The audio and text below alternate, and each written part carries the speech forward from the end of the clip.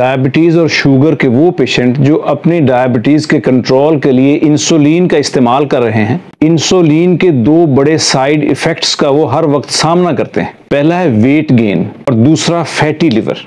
55% patient एक साल में 5 किलो वेट गेन करते हैं और 30% वो पेशेंट जो इंसुलिन के ऊपर हैं वो 10 किलो वेट एक साल में गेन करते हैं। आप अंदाजा लगाएं कि एक पेशेंट जो कई साल से इंसुलिन के जरिए अपनी शुगर को कंट्रोल कर रहे हैं, उनका वेट गेन कितना ज्यादा होगा। दूसरा फैटी लिवर। वैसे तो डायबिटीज और शुगर अज खुद फैटी लिवर का एक बहुत बड़ा काज है, लेकिन इंसुलिन के जरिए फैटी लिवर का प्रोसेस और ज्यादा तेज हो जाता है। वो पेशेंट जो अपनी डायबिटीज को इंसुलिन पर कंट्रोल कर रहे होते हैं और इन दो बड़े प्रॉब्लम को फेस कर रहे होते हैं, जब वो मुझसे कंसल्ट करते हैं तो मैं उनको अपनी हर्ब ओरिएंटेड नेचुरल मेडिसिन देता हूं, जिससे ना सिर्फ उनका फैटी लिवर बेहतर हो जाता है बल्कि उनका बढ़ता हुआ वेट भी कम होना शुरू हो जाता है। फैटी लिवर के लिए आम तौर पर डॉक्टरी में दो ही मेडिसिन है, पायोग्लिटाजोन और विटामिन ई। लेकिन देखने में यह आया है डायबिटीज के पेशेंट पर ये पूरी तरह से इफेक्टिव नहीं है। सिर्फ 30% पेशेंट ही इनसे फायदा उठा सकते हैं। फैटी लिवर और वेट गेन के ऐसे पेशेंट जो इंसुलिन के जरिए अपनी शुगर को कंट्रोल कर रहे हैं, जब वो मुझसे कंसल्ट करते हैं, मैं अपनी हर्ब ओरिएंटेड नेचुरल मेडिसिन देता हूं, जिसके कुछ माह के इस्तेमाल से ना सिर्फ फैटी लिवर की सीवियरिटी में